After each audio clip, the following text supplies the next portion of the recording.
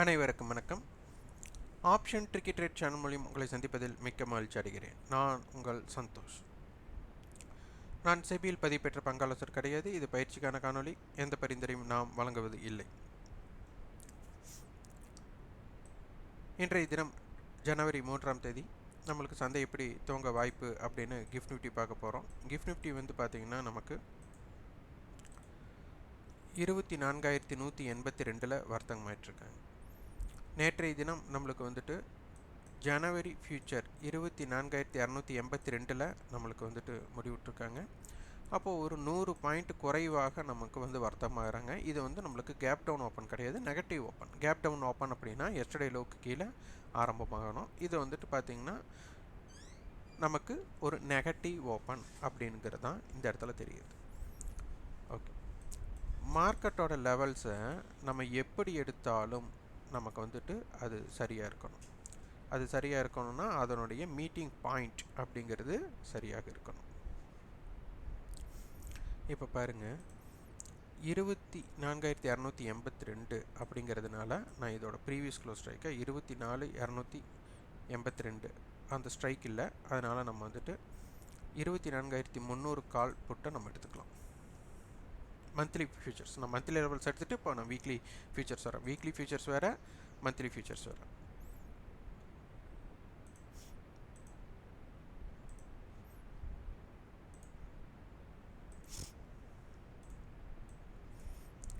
இப்போ பார்த்தீங்கன்னா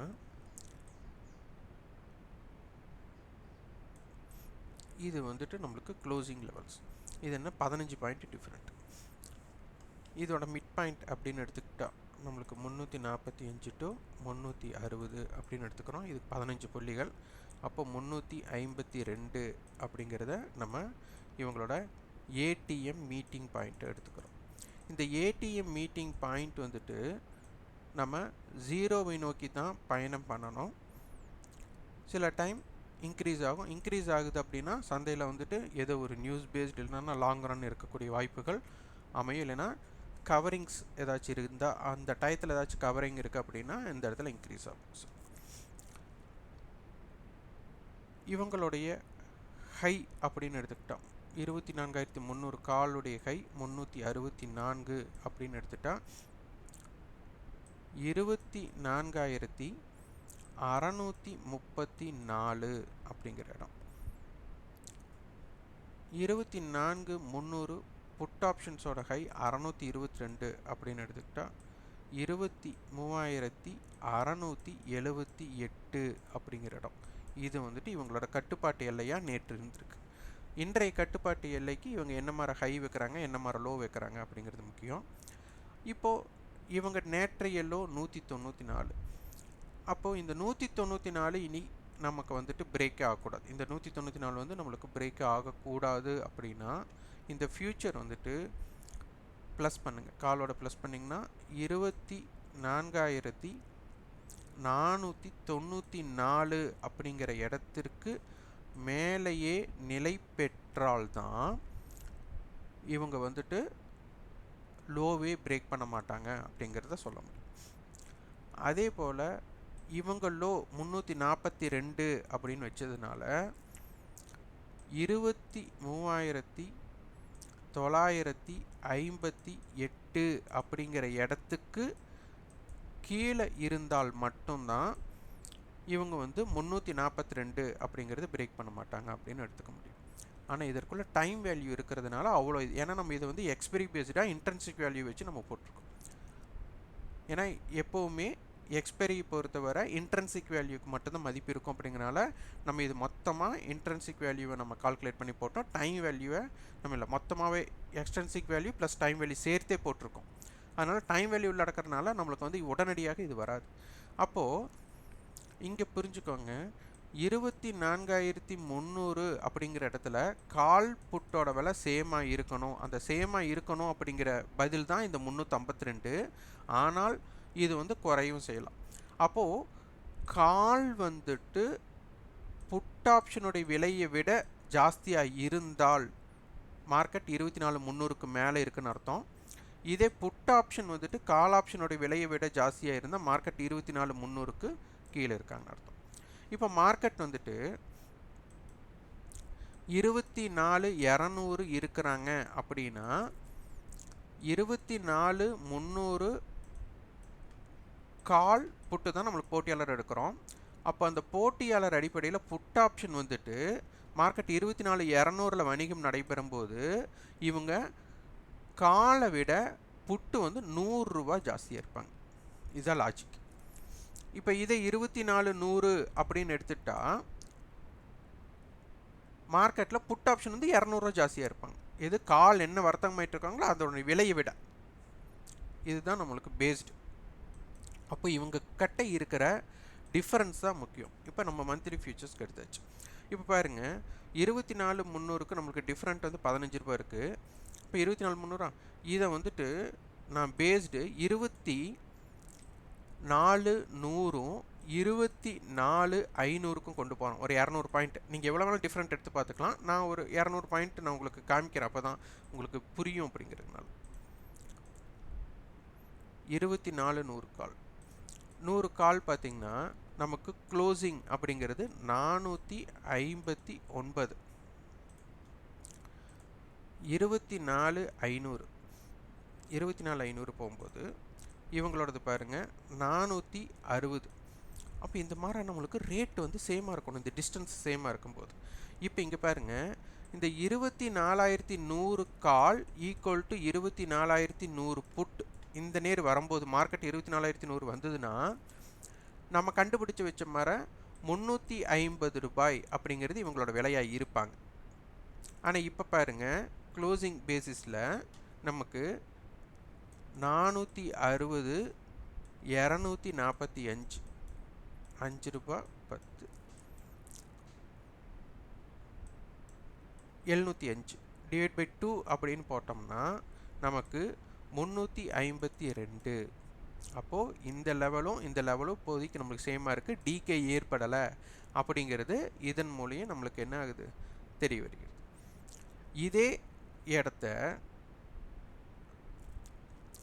மன்னிக்கணும், நம்ம இந்த 352 அப்படிங்கிறது இந்த நம்ம கொண்டோம். ரெண்டு ஒன்று தான் எப்படி இருந்தாலும் கால்குலேட் பண்ணும்போது. ஏன்னா நம்ம இது 24,500 கால் புட்டுக்கு நம்ம எடுத்துருக்கிறோம். அப்போது இது அப்படியே தான். நம்ம இங்கே என்ன பேசணும் அதே தான். 24,500ங்கும் போது 24,500 காலும் 500 புட்டும் நம்ம இணையிற இடம் 350 இருக்கணும். அப்போ என்ன அர்த்தம்? மார்க்கெட் வந்துட்டு 24,300 இருந்து 24,500க்கு 200 புள்ளிகள் ட்ராவல் பண்ணால் இவங்க வந்துட்டு கால் ஆப்ஷன் அப்படிங்கிறவங்க 245லிருந்து 350 போக போகிறாங்க. அப்போ என்ன அர்த்தம்? 105 ரூபாய் கிடைக்கும் இவங்களுக்கு. இவங்க என்ன பண்ண போகிறாங்கன்னா அதே மாதிரி 100 ரூபா கரைய போகிறாங்க. அவ்வளோதான் லாஜிக். இப்போ இதே பாருங்கள், நம்ம 24,300னா 24,100க்கு எடுக்கலாம். இப்போ 24,100ஓட நம்ம ஆட் பண்ணுறோம். 459, 276, 15,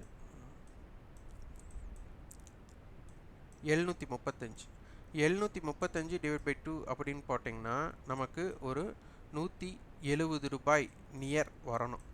ஆனால் நமக்கு வந்துட்டு 350 அப்படிங்கிற இடத்துல தான் 370. நான் 170 டைப் பண்ணிட்டேன். 370 நம்மளுக்கு 350 தான் மீட் ஆகணும். ஆனால் நம்மளுக்கு என்ன ஆகும்? நம்மளுடைய கால்குலேஷன் படி இவங்க கிட்ட இருக்கிற பிரேக் ஈவன் பாயிண்ட் அப்படிங்கிறது வந்துட்டு 370 அப்படின்னு இப்போ இருக்குது. ஆனால் வந்துட்டு நம்மளுக்கு 350க்கு தான் இப்போதைக்கு டச் ஆகிறதுக்கே வாய்ப்பு.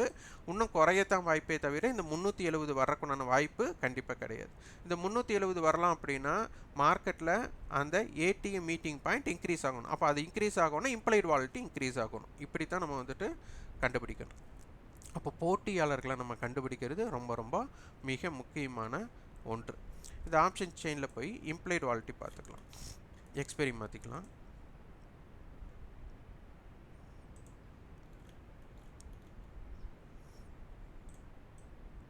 இம்ப்ளைட் வாலிட்டி இவங்க 11 இருக்கிறாங்க, இவங்க 15 இருக்காங்க. இது ஒரு இம்பேலன்ஸ்டு இம்ப்ளைட் வாலிட்டியில் தான் இப்போ இருக்குது. கால் சைடு குறைவாகவும் புட் சைடு ஜாஸ்தியாக இருக்குது. இப்போ உடனே பார்த்தா நம்மளுக்கு இந்த இம்ப்ளைட் வாலிட்டி யார் ப்ரீவியஸ் க்ளோஸுக்கு மேலே இருக்கிறாங்களோ அவங்களுக்கு இது வந்து சாதகமாக பாதகமாக இருக்கும். இதை பொறுத்து பாருங்கள், நமக்கு ஆப்ஷன்ஸ் ப்ரீமியம் செல்லர் அடிப்படையில் பார்க்க போனால் இவங்களுக்கு ப்ரீமியம் எங்கே ஹையாக இருக்கோ அதையே இவங்க வந்து பேக்கெட் பண்ணுறதுக்கு பார்ப்பாங்க. அல்லது இது வந்துட்டு இவங்க ப்ரீவியஸ் க்ளோஸுக்கு கீழே இப்போ பார்த்தீங்கன்னா நமக்கு இந்த புட் சைடோட டைம் வேல்யூ தான் அதிகமாக இருக்குதுன்னு நம்மளுக்கு தெரியுது. புட் சைடோட டைம் வேல்யூ அதிகமாக இருக்குன்னா இது 2 விதமாக நம்ம எடுத்துக்கணும். அது வந்து நீங்கள் சூழ்நிலை கருதி நீங்கள் மார்க்கெட்டில் சந்தையை பார்த்து புரியணும். அதை வந்துட்டு ரிசர்ச் பண்ணால் மட்டும்தான் புரியும். இப்படி இருந்தாலும் இவங்க எச்சு கம்மின்ட்டு இல்லை, ஆப்ஷன் செல்லர்ஸ் கவரிங்கையும் இதை வந்துட்டு இது பண்ணும், அவங்களுடைய ப்ராஃபிட் புக்கிங்கையும் 2 பண்ணும். அப்போ எப்படி ப்ரீவியஸ் க்ளோஸ்க்கு மேலே இருக்காங்களா இல்லையா அப்படிங்கிறது தான் முக்கியம். ப்ரீவியஸ் க்ளோஸ்க்கு கீழே இருக்கிறாங்க அப்படின்னா கண்டிப்பாக இது வந்து செல்லர் வந்து யூஸ் பண்ணிகிட்ருக்காங்க அப்படின்னு அர்த்தம். இது நான் சொல்லும் போது உங்களுக்கு புரிதலை ஏற்படுத்தாமல் இருக்கலாம், ஆனால் இது அனுபவ ரீதியாக நீங்கள் பார்த்தா மட்டும்தான். அதுவும் தொடராய்வு செஞ்சு இந்த மாதிரி இருக்கும்போது எத்தனை முறை உங்களுக்கு சாதகமாக நடந்தது, எத்தனை முறை பாதகமாக நடந்ததுன்னு ப்ராபபிலிட்டி ஆஃப் செக்கிங் பண்ணணும். அப்போ தான் உங்களுக்கு இது புரியும். அப்போது இம்பேலன்ஸ்டாக இருக்குன்னா ஒரு சைடு வந்துட்டு கவரிங் பண்ணுறாங்க, இல்லைன்னா செல்லிங் பண்ணுறாங்க. இதுதான் கண்டிப்பாக நடக்கும். அப்போ அதையும் நீங்கள் இம்பேலன்ஸ்டாக இருக்கும்போதெல்லாம் பாருங்கள், நம்ம மார்க்கெட் மூவ்மெண்ட் ஆகிறதுக்கு வாய்ப்பு இருக்கும் நம்ம சொல்லியிருப்போம். அந்த மார்க்கெட் வந்து டேரெக்ஷன் இருக்கும். அந்த டேரெக்ஷன் வந்து மேலே போகும், நான் கீழே போகும்னு நான் சொல்லலை. ஆனால் இந்த இடத்துல நீங்கள் இந்த இதுக்கு எகெயின்ஸ்டாக எப்படி இருக்குது, இவங்களுக்கு சாதகமாக இருந்தால் எப்படி இருக்குங்கிறத நீங்கள் வந்து பேக்கெட் பண்ணணும். அப்போ தான் இதை பற்றி புரிஞ்சுக்க முடியும். ஓகே, இதை வந்து இப்போ நம்ம வந்துட்டு வீக்லி கான்ட்ராக்ட் பேஸில் நம்ம எடுக்க போகிறோம். வீக்லி கான்ட்ராக்டில் பண்ணுறதுக்கு ஃபியூச்சர் இல்லை. இப்போ இதில் ஃபியூச்சருங்காட்டி டேரெக்டாக கணக்கீடு பண்ணிட்டோம் அப்படின்னு புரிஞ்சுக்கும். இப்போ வந்துட்டு நான் இந்த கான்ட்ராக்ட் பண்ணிவிட்டு இதில் கால் புட்டோட டிஃப்ரெண்ட் க்ளோசிங் எங்கே இருக்குது, குறைவான வித்தியாசம் எங்கே இருக்குது அப்படின்னு நான் தேட போகிறேன்.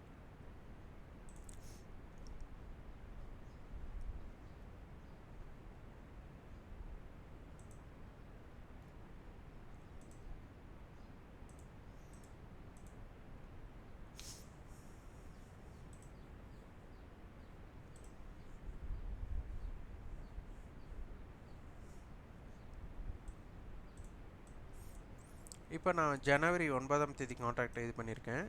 இதில் பார்த்தீங்கன்னா கால் புட்டோட விலை 181 ரூபா 189 ரூபா இருக்குது. அப்போ ஏடிஎம் மீட் பாயிண்ட் அப்படிங்கிறது இப்போது 189 181 அப்படின்னா நமக்கு வந்துட்டு ஒரு 185 அப்படிங்கிறத எடுத்துக்கலாம். இப்போ பாருங்கள், யாரோடைய விலை அதிகமாக இருக்காங்க பார்க்கணும். அப்போ புட்டோட விலை அதிகமாக இருக்காங்க. அப்போ ஃபியூச்சர்ஸ் வந்துட்டு வீக்லி ஃபியூச்சர்ஸ் எங்கே இருக்காங்க அப்படின்னா இதிலிருந்து ஒரு 8 ரூபாய் நம்ம கழிச்சிட்டோம் அப்படின்னா 24,192. அப்போ வந்து பார்த்திங்கன்னா நமக்கு ஒரு ப்ரீமியம் வந்து பெருசாக இல்லை அப்படிங்கிறது தான். இப்போ பொதுவாக பார்த்தா நிஃப்டியோட ஃபியூச்சர்ஸை பார்க்கும்போது ஒரு 100 பாயிண்ட் வித்தியாசம் இருக்காங்க. ஆனால் வீக்லி ஃபியூச்சர்ஸ் பார்த்திங்கன்னா நம்மளுக்கு ஒரு 4 ரூபாய் தான் இருக்காங்க. அப்போ நியர்பை ஸ்பாட் அப்படிங்கிற மாதிரியே நம்ம எடுத்துக்கலாம். இப்போ பாருங்கள், இவங்களுடைய ஹை 200 ரூபாய் அப்படின்னா 24,400, இவங்களோடது 489, 500ன்னு வச்சுட்டா கூட 23,700 அப்படிங்கிற இடம் வருது. அப்போ 23,700 டு 24,400 பேஸ்டு வந்துட்டு 24,200. அப்போ இவங்க க்ளோசிங் 180 ரூபாய் அப்படின்னா 24,380, இந்த பக்கம் பார்த்தீங்கன்னா 24,020 இது பேஸ்டு. இந்த இடத்துல காலுடைய விலை புட்டோட விலையை விட ஜாஸ்தியாக இருந்தால் மார்க்கெட் 24,200க்கு மேலே இருக்க போகிறாங்கன்னு அர்த்தம். இதே புட் ஆப்ஷன் வந்துட்டு கால் ஆப்ஷனுடைய விலை ஜாஸ்தியாக இருந்தால் மார்க்கெட் கீழே இருக்க போகிறாங்கன்னு அர்த்தம். அப்போது இவங்க போட்டியாளர்களாக வச்சுட்டு இந்த ப்ரீவியஸ் க்ளோஸ் சேமாக தான் இருக்க போகுது. அப்போது டுடே ஹை டுடே லோ அப்படின்னு இன்றைக்கி வியாபாரம் பண்ணும்போது எப்படி இருக்காங்கன்னு பார்க்கணும். அப்போ இந்த ஹைக்கு மேலே இருக்கும்போது என்ன நடைபெறுகிறார்கள், இதை எதிராளி இந்த லோவுக்கு கீழே இருந்தால் என்ன நடக்கிறாங்க அப்படிங்கிற பேஸில் நம்ம பார்க்கணும். அடுத்து 24,200 வந்துட்டு 70 ரூபா லோ வச்சதுனால 24,270 அப்படிங்கிற இடத்தை பிடித்தாகும்.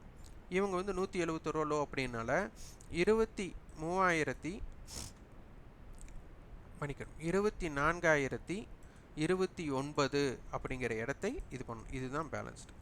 அப்போ இதற்கு உண்டான தொலைவு அப்படின்னு பார்த்தா ஒரு 240 புள்ளிகள். 240 புள்ளிகளுக்கு பகுதி அப்படின்னு எடுத்துக்கிட்டால் நமக்கு 120 புள்ளிகள் வரும். அப்போ 24,150 அப்படிங்கிற இடம் இவங்களுக்கு சீசா விளையாட்டோட, ஏன்னா 2 பேர்த்தோட லோவை எடுத்து நம்ம பிரேக் ஈவன் பண்ணியிருக்கோம். அப்போ 24,150 அப்படிங்கிறது ரொம்ப ரொம்ப முக்கியமான இடமாக பார்க்கக்கூடும்.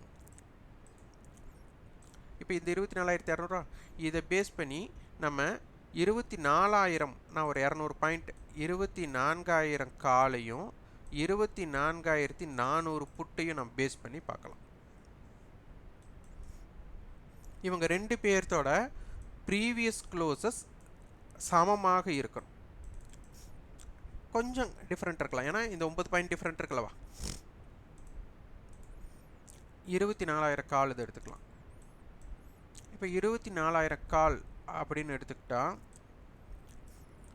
303 ரூபாய் 111 ரூபாய். இவங்களுடைய டிஃப்ரெண்ட்டு தான் நம்மளுக்கு முக்கியம். அந்த டிஃப்ரெண்ட்டு பார்த்தீங்கன்னா 190 ரூபா. அப்போ மார்க்கெட் வந்துட்டு 24,190 இருக்குது அப்படிங்கிறது உறுதியாயாச்சு. இப்போ இவங்க ரெண்டு பேரும் 24,000 அப்படின்னு வரும்போது நமக்கு 185 ரூபாய்க்கு சந்திக்கணும். அதுதான் லாஜிக். இப்போ இவங்க என்ன ரேட்டுக்கு இருக்காங்க சந்திப்பாங்க அப்படின்னு இவங்களோட பிரேக் ஈவன் பாயிண்ட் போட்டால் 303 111.